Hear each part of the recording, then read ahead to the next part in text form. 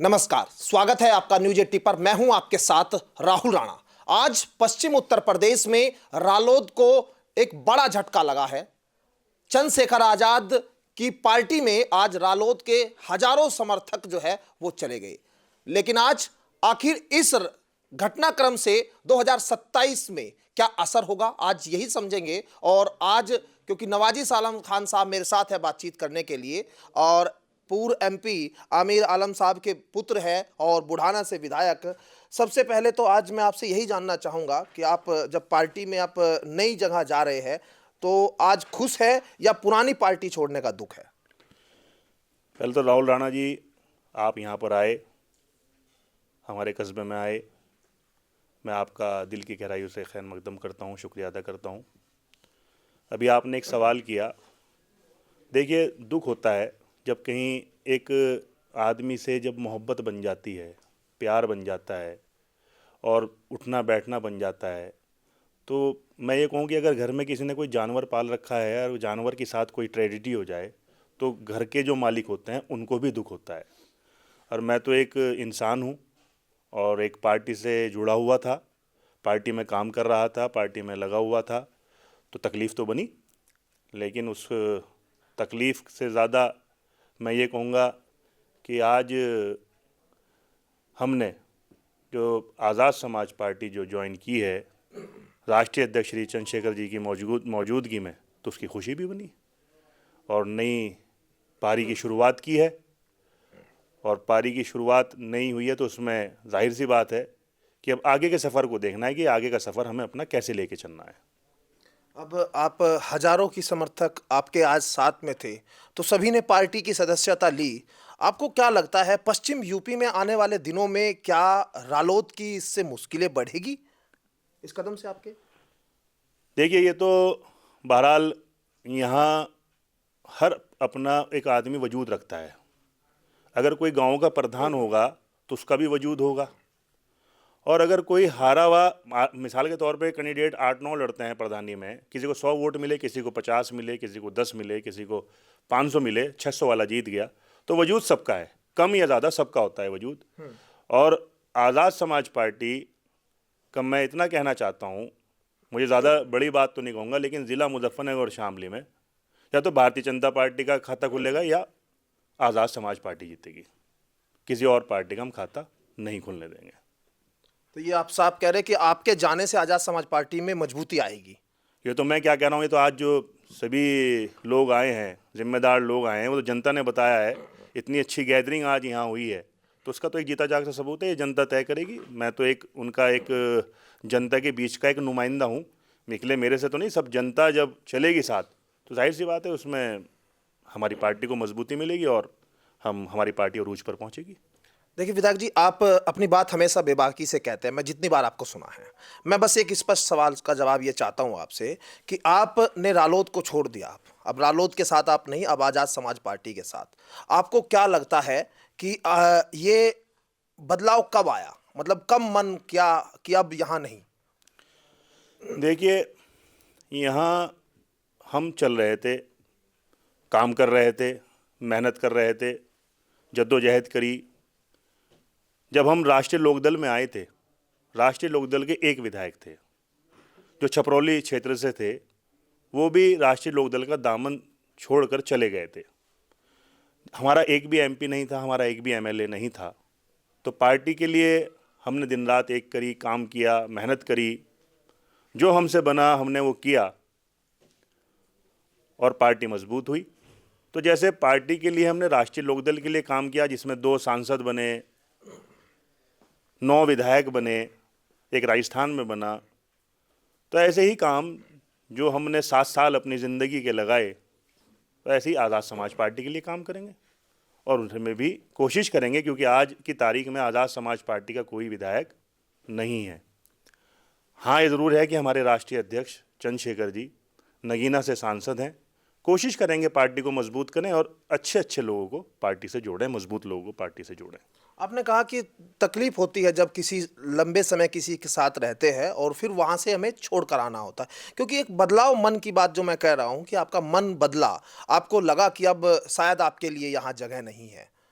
वो कौन सा पल, मतलब कब आपको ऐसा महसूस हुआ? क्या ये मीरापुर के चुनाव को लेकर भी बात हो रही है कि मीरापुर में आपका नाम चला, लेकिन आपको वहाँ आपको समय, जब आपका नाम एक तरह से एमपी साहब ने भी कहा था कि मुझे फ़ोन आया, लेकिन उसके बाद पार्टी ने कोई बातचीत नहीं की आपसे? राहुल जी, कुछ मजबूरी होती होंगी, कुछ तो मजबूरी रही होंगी। ऐसे ही कोई आदमी बेवफा नहीं होता, कुछ मजबूरी रही होंगी। उसमें पुरानी बातों के अगर हम सोचेंगे तो फिर आगे हम काम नहीं कर सकते। तो हमें पुरानी बात भूलनी पड़ेगी, आगे के लिए हमें अपना रास्ता चुनना पड़ेगा और आगे के लिए काम करना पड़ेगा।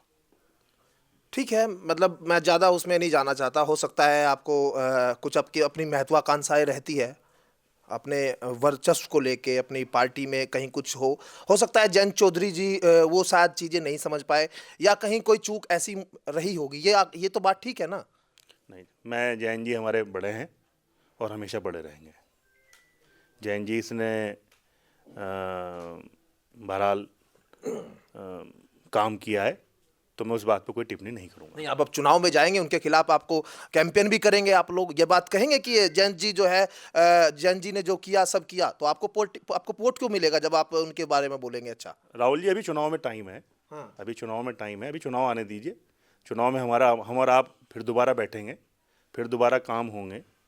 ऐसा नहीं है कि हम और आप आज ही बैठे, आगे भी हमारा सफ़र जारी रहेगा। पहले भी हमारा आपका सफ़र रहा, आगे भी रहेगा, और आगे भी जब जब होता रहेगा आपको इसके बारे में आपको बताता रहूँगा। अच्छा, 2027 में आप कैसे देख रही है अपने लिए? कौन सी सीट आपको पसंद? ठीक है, पार्टी जो फैसला करेगी वो एक अलग बात है, मैं उस पर नहीं जाना चाहता। मुझे पता है आप फिर वो कहेंगे कि जो पार्टी फैसला करेगी मैं वहाँ चुनाव लड़ूँ। अपनी एक पसंद होती है। आप बुढ़ाना से विधायक रहे, आपने मीरापुर पर भी इच्छा जाहिर की, शामली जैसे जिले में आपका अच्छा खासा प्रभाव है। आप फिर भी आपके हिसाब से कौन सी सीट पसंद? आपसे पूछा जाए, चंद्रशेखर आज़ाद पूछे आपसे कि भाई बताइए विधायक जी कहाँ लड़ना चाहते हैं, मैं वो सीट पूछना चाहता हूँ, कौन कौन सी सीट आपकी पसंद में आ रही है? देखिए, मैंने अभी अभी एक इंटरव्यू दिया, मैंने उसमें भी बात रखी, और आपके ने जो सवाल किया बहुत अच्छा सवाल है। देखिए, जब आदमी राजनीति में होता है तो राजनीति में चाहता है कि अपने लोगों को मजबूत करे और अपनी पार्टी को मजबूत करे। ये अभी टाइम बहुत है, 27 में कभी अभी जाके विधानसभा चुनाव में 2 साल हैं। जनपद मुजफ्फरनगर, जनपद शामली मेरे लिए मेरा अपना घर है, मेरे अपने लोग हैं, मेरे अपने साथी हैं, मेरे अपने समर्थक हैं जो हमसे जुड़े हुए हैं, और वो आज से नहीं जुड़े हुए हैं, 40 साल से जुड़े हुए हैं। मैं एक मीटिंग बुलाऊंगा, अपने लोगों को मशवरा करूंगा, और जो भी लोगों का फैसला होगा, जिस भी उस पर फैसला होगा, जो पार्टी का दिशा निर्देश होगा, उस पे उसको हम अमल में लेके आएंगे। अच्छा, अब जैसे चंद्रशेखर की पार्टी में आप लोग आए, आजाद समाज पार्टी में आए, कुछ बातचीत हुई कि भाई अब आप ही चुनाव लड़ेंगे, या एमपी साहब का भी चुनाव को लेकर कुछ बात? क्या मतलब अभी क्या फॉर्मूला कुछ तय हुआ? क्योंकि आप बहुत स्पष्ट तरीके से बात करते हैं। मैंने जब भी सुना, आपने जब जयंत चौधरी जी के साथ थे, आपने कहा कि भाई पुरानी पार्टियों में हम लोग खुलकर बात करते थे, क्योंकि बार्गेनिंग तो होती है सीधी तौर पर पार्टी में। अगर आप बार्गेनिंग के बिना आप वहां जा रहे हैं तो उसका कोई मतलब नहीं, समझदारी भी नहीं कह सकते राजनीति में। कुछ बातचीत हुई? सब संतोषजनक बातचीत हैं, कोई दिक्कत नहीं है, सब ठीक है। मैं विश्वास दिलवाना चाहता हूँ जनपद मुजफ्फरनगर शामली के लोगों को कि जो उन्होंने हमसे हमारे से जुड़े हुए हैं वो मुतमईन रहें, और आने वाला जो कल है वो आपका होगा। आप चुनाव लड़ेंगे या आप एमपी साहब भी साथ में, दोनों लोग लड़ेंगे? देखिए, एमपी साहब तो वो तो उनका अपना फैसला है, लेकिन मैं अपने बारे में बता सकता हूँ कि खुद नचा मैं चुनाव लड़ूंगा। अभी लेकिन सीट आप नहीं खोल रहे हैं? सीट मैं आपको अभी अगले इंटरव्यू में बताऊंगा। आपको बिल्कुल आपको बताया जाएगा, बिल्कुल पूरे डंके की चोट पर बताया जाएगा कि कहाँ लड़ा जाएगा। क्योंकि मैं देख रहा था बुढ़ाना में भी लोग उम्मीद कर रहे थे कि भाई जैसे ही चर्चा चली, क्योंकि सबसे पहले न्यूज 18 ने एक खबर चलाई कि नवाजी आलम और अमीर आलम साहब जो है अब आज़ाद समाज पार्टी के साथ 2 तारीख में चले जाएंगे। सब देश के सबसे पहले, मतलब हम चैनल थे ये पश्चिम यूपी में, क्योंकि एक आपका बड़ा नाम है और बड़े वो है, तो इसीलिए मैं थोड़ा सा ये जानना चाह रहा हूँ, क्योंकि मेरे दर्शक तो थोड़ा सा क्यूरियोसिटी को। देखिए, मैं आपको बताऊं, मेरा पहला चुनाव था। मैं 2011 में मैंने काम किया, और मैं जो विधायक बना वो बिढ़ौना विधानसभा क्षेत्र से बना। वहाँ की जनता ने मुझे सराखों पर बिठाया, मुझे मेरा खैर मकदम किया, मेरे साथ शाना बशाना होकर काम किया, मुझे लेकर चले, क्योंकि जो शाहपुर ब्लॉक था वो इलाका मेरे लिए नया था। अगर मैं बुढ़ाना ब्लॉक की बात करूं तो वो मेरे लिए पुराना क्षेत्र था, क्योंकि वो कैराना लोकसभा क्षेत्र का ही हिस्सा आता था। और वो कैराना लोकसभा क्षेत्र में उसके बुढ़ाना कस्बा और बुढ़ाना के एतराफ़ के गांव आते थे। तो बुढ़ाना की जनता ने मुझे उस मुकाम तक पहुंचाया, मुझे विधानसभा जाने का मौका मिला, मुझे पूरे उत्तर प्रदेश में जनवाने का मौका मिला। तो मैं सारी ज़िंदगी बहरहाल बुढ़ाना क्षेत्र से कि जो लोगों का सम्मान और प्यार मिला, उनका मैं जब तक जीऊँगा उनका अपने दिल में एक ये रखूँगा कि बुढ़ाना इलाके ने मुझे इज़्ज़त दी, शौहरत दी और उस मुकाम तक पहुँचाया। वो एहसान उतारना चाहेंगे आप, मतलब कुछ ऐसे अधूरी चीज़ रही होगी, आपने जब विधानसभा में काम किया होगा, रहा होगा कि अगली बार अगर जीत कर आए, अगली बार अगर मौका मिला तो ये काम इस बार कर देंगे, कुछ मन में वो चीज़ तो रही होगी। मैंने बहुत काम किया।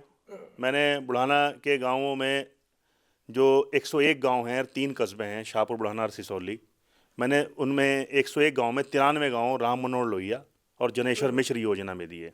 मेरे पे पूरी उसकी मैंने एक बुकलेट बनवाई हुई है जिसमें मैंने 11,000 करोड़ का काम अपने इलाका बुढ़ाने में किया।